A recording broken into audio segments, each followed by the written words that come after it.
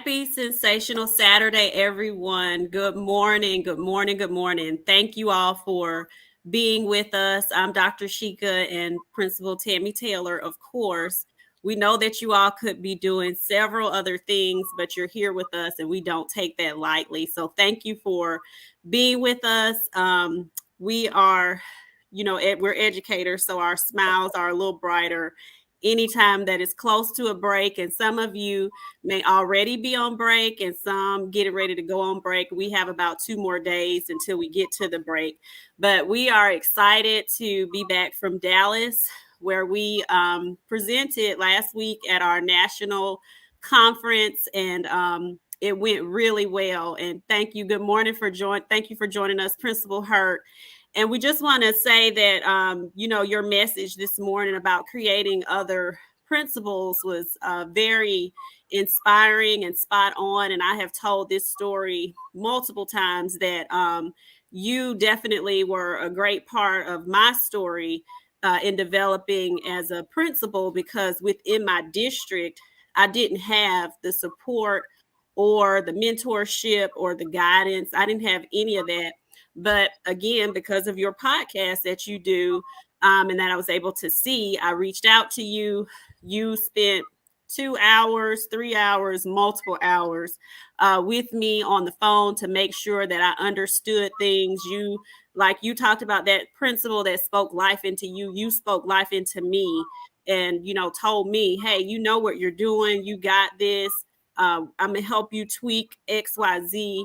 And you got this. And, sometimes you need that. So I appreciate you being that person, that mentor, that after that point, I adopted you.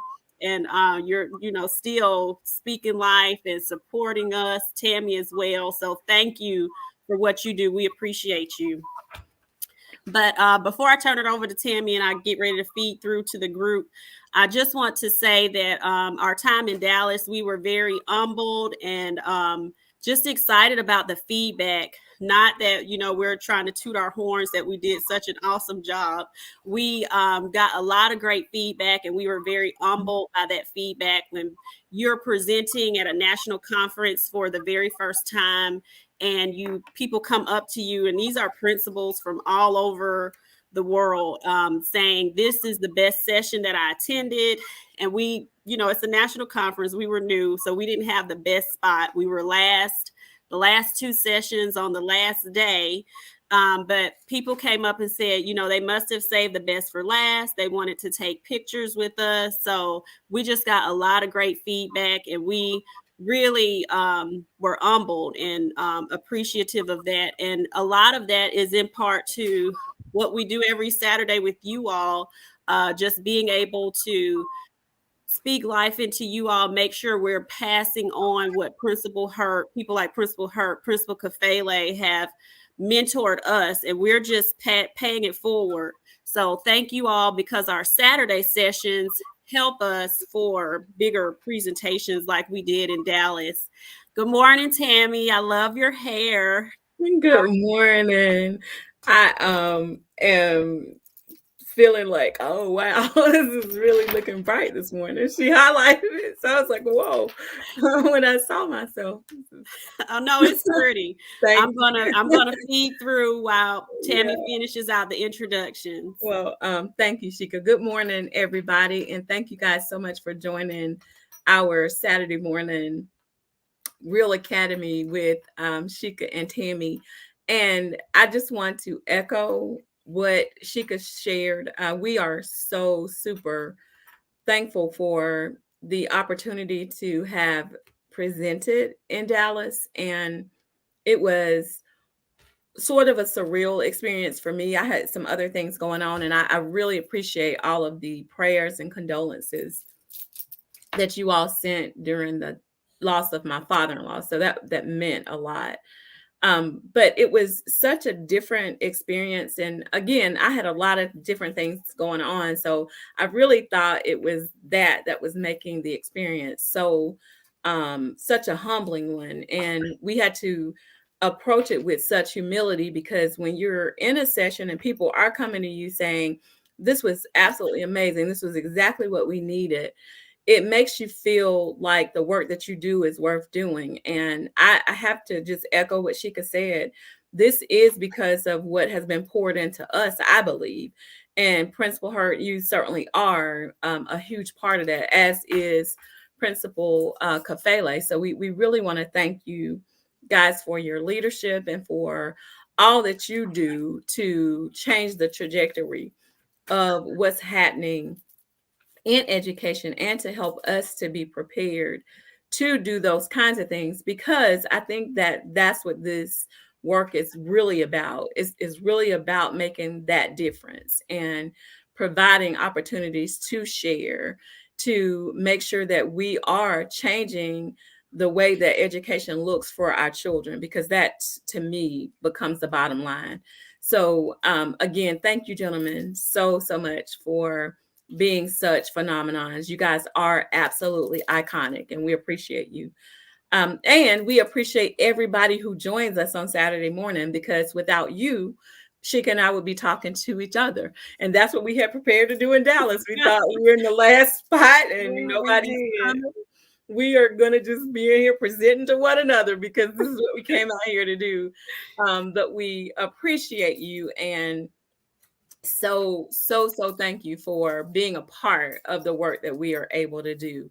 As you guys know, we come to you on Saturday morning in a really what we consider amazing lineup, with Principal Hurt coming on first at 10, and then us at 10:30, Principal Kafele following us at 10:55, and we call that our Power Pack Saturday, because we get so much from that time with those fellows. And we want you to know that each Saturday that you like to join, that is available. We also like to just promote that Principal Josh Tovar is on Sunday evenings at 7. So we thank you guys for supporting us in our PD network. We also want to just say to anyone who is new joining us that Sheka and I are really excited about the work that we get to do, because we do work surrounding the story that we have, our journey as educational leaders who are able to put some things in place and structures, protocols that helped us to turn our school situations around. So when you visit our website, you can check us out and see the things that we're doing. One of the things that we encourage everybody to take a look at is our framework for our R.E.A.L.L Academy, so that you can see what our 5 super strengths to a real resilient school look like. Our collaborative podcast comes on every Tuesday. We're actually going to be changing we've already changed, and we're going to continue with that change into the new year, where we are on live that first Tuesday, and each of the other Tuesdays in the month we come with a bedtime story for children and adults alike, because we do believe in the power of literacy. Finally, we also are folks who work with independent authors, and we want those folks to get those books and materials that they have into school, so that kids have access to materials that are relevant to them, and for them to be able to see characters who look like them, characters who are going through some of the same things that they face as students in school. We ask that if you haven't already, you reserve your copy of It Doesn't Have to Be Lonely at the top, because that, again, is our story of our leadership journey. You can follow us on all social media outlets. We're on Instagram, Facebook, Spreaker, LinkedIn, and Twitter. So if you want to reach out to us, please know that we are always ecstatic to hear from people and to help in any way that we can. We want to say good morning to everybody. We see so many of you coming in and joining us, and we are so thankful to have you this morning. We are going to be talking about our culture and our climate R.E.A.L. framework again today, because we didn't get finished with that, and we're going to be moving into phase 2.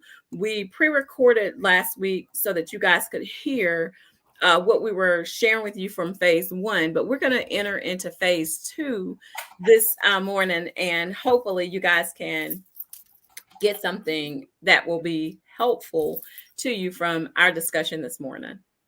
Definitely. And thank you. I highlighted everyone's comments as Tammy was speaking, and Principal Kafele said he started off with being at the end, but now keynoting and will be keynoting soon. So we receive all of that, Principal Kafele. Thank you. Thank you so much.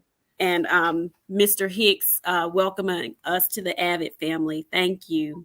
Yes. So phase 2, Tammy, starts off with responsibility. And this is a part of our culture journeys that we highlight in our book. It doesn't have to be lonely at the top.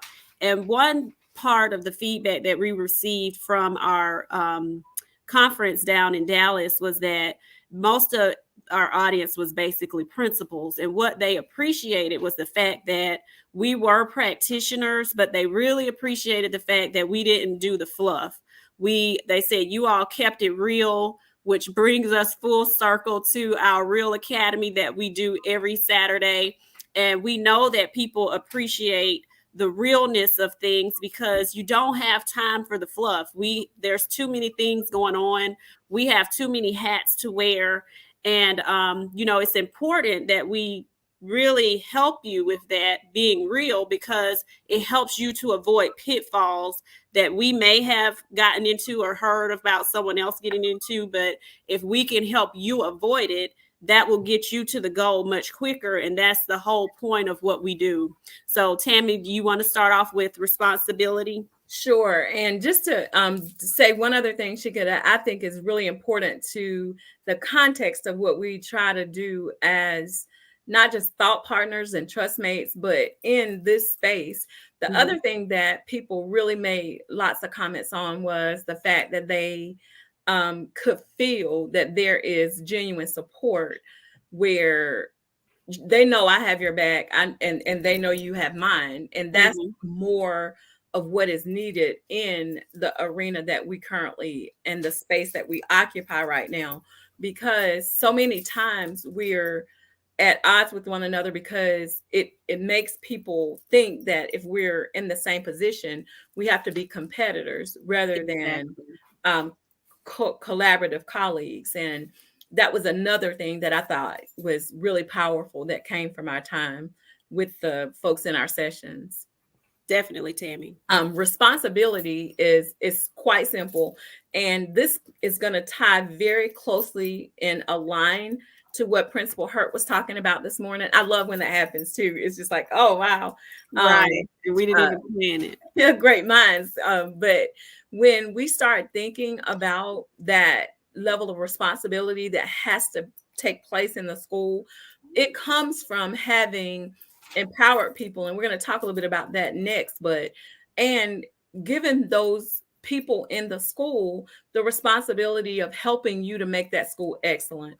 When people own that and really take hold to this is what we want for our school, that responsibility becomes key to changing what's happening in that school building to be something that provides and promotes the excellence of the students learning and growing as well as the staff. Exactly right, Tammy. And when you talk about that responsibility involving all stakeholders, is so essential, especially when you have lots of growth that needs to happen.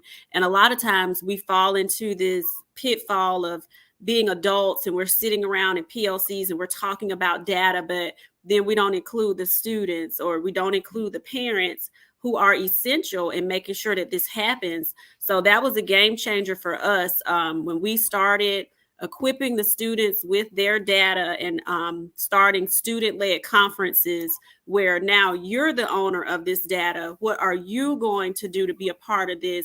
And now you talk to your parents about your data and tell your parents your goals. Because as a teacher, yes, we can sit around and tell the parents, this is where your child is. And sometimes that's even intimidating for parents. I remember when a parent told me that at the middle level, because we meet in teams, that was intimidating. And it wasn't something I had thought of before until they brought it up. So from that point, we gave parents the option. If you would like to meet with the teachers in pairs, one-on-one, we can do that. But our real power that came from conferencing was our student-led conferences. It made the difference, and that made everybody responsible for a part of the data.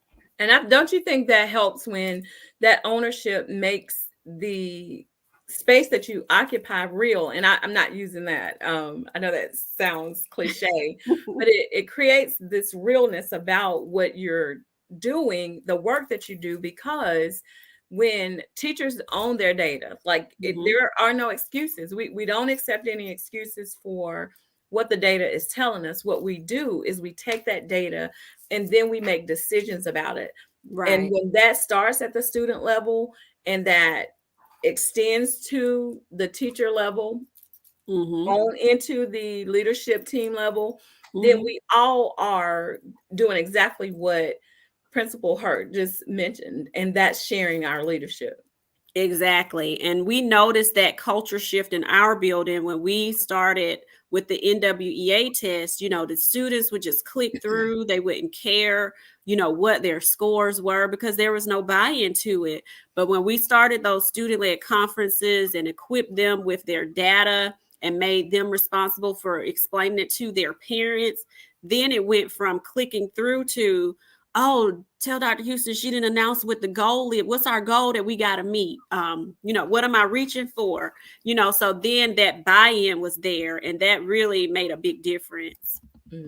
So our next part of the phase in our R.E.A.L.L acronym for the culture journey, phase 2, is empower. And Tammy, did you want to start that one off, or you want me to start it off? Oh, it doesn't matter. With empowerment, we want to just kind of really speak to what Principal Hurt was talking about today, because as a leader, and this was my story, I had to really learn the hard way that I couldn't do all the work by myself. Like I was working myself and grinding and grinding and grinding and doing everything that I thought was going to move the school forward. But the momentum was still very slow because that's a large amount of responsibility. And I'm talking about so much responsibility that it is overwhelming. But what my transformation coach actually was the one who said, Miss Taylor, you're going to have to figure out how to get some people on your team who can help you get this work done. And I sat down, started to process through exactly what she had said. And that's when I realized she's right. Like, I've got to empower some more teachers in this building to step into leadership. And it could be just like Principal Hurt was talking about this morning. It could be those people that we're grooming and trying to get ready to take that next step and move on into school administration. But it could also be just folks who are willing to come to the table and help me as teacher leaders to lead that school until they're ready for the next step. Exactly right, Tammy. And one thing that I will say about the difference between, because there are differences in women administrators and leaders, and men being in leadership. And one thing that I've noticed about women, sometimes because we are multitaskers, that is something that we have to take a step back and say, you know what, I have to be realistic that I cannot do all of these things, even though you feel like you can, because you're accustomed to doing so many different things and wearing so many different hats. You can get yourself bogged down. But like you said, Tammy, it's important to empower those leaders and those other team members, your teacher leaders, your leadership team, because you cannot do all of that by yourself. It's too much work. And the same thing with, and I'll get more down into that with our literacy, but with literacy, even that could not be the entire responsibility of the English language arts teachers. Everybody had to take a part in that. But the other thing that I would do to empower the entire staff that was very impactful for our culture was our town hall meetings that we had every Monday. And those messages were for everyone. It was a message to the students, to the staff members, and I even recorded it and sent it to the parents, because everybody needs empowerment and that, refueling. You got to fill that cup back up after a, Absolutely. whole week's worth of whatever was happening. You got to recenter people. You have to bring people back to the focus, to the vision. You have to keep reminding people this is where we're trying to get, and we're all on the same team, and we're going to do this together. The leader of that building, you are the person that empowers everyone to get there. Absolutely. So our next part of the phase is to accentuate. Yeah, and I think that this is a very important aspect of creating that culture that you want to have in your school that propels you to that next level. And the one thing that I think would be beneficial in finding those folks that accentuate you is making sure that while you're building that team, because you do need people who are going to make you better, you have to surround yourself with people who are going to be good for you, people who you work well with, people who work well with you, people who don't mind assuming that responsibility and is willing to do what needs to happen. However, what you do also want to consider as you are accentuating, because another thing that accentuates us is bringing on to the team some of those people who don't think like you, people who think differently and are willing to tell you what they think that doesn't match what you're thinking. And the reason why is because you need to be able to think things through from different perspectives and have a lens that doesn't necessarily match exactly what you're seeing. Because if everybody on the team sees things exactly the way that I see them, we never get a different perspective so that we can make sure that we're inclusive and not leaving anybody out. Because the thing that happens, I think, Sheka, and you can kind of speak to this, is when you don't do that and everybody is exactly the same and you're all moving in that same direction and nobody has a different way of thinking about things, people start to see you as cliquish because no other voices are heard.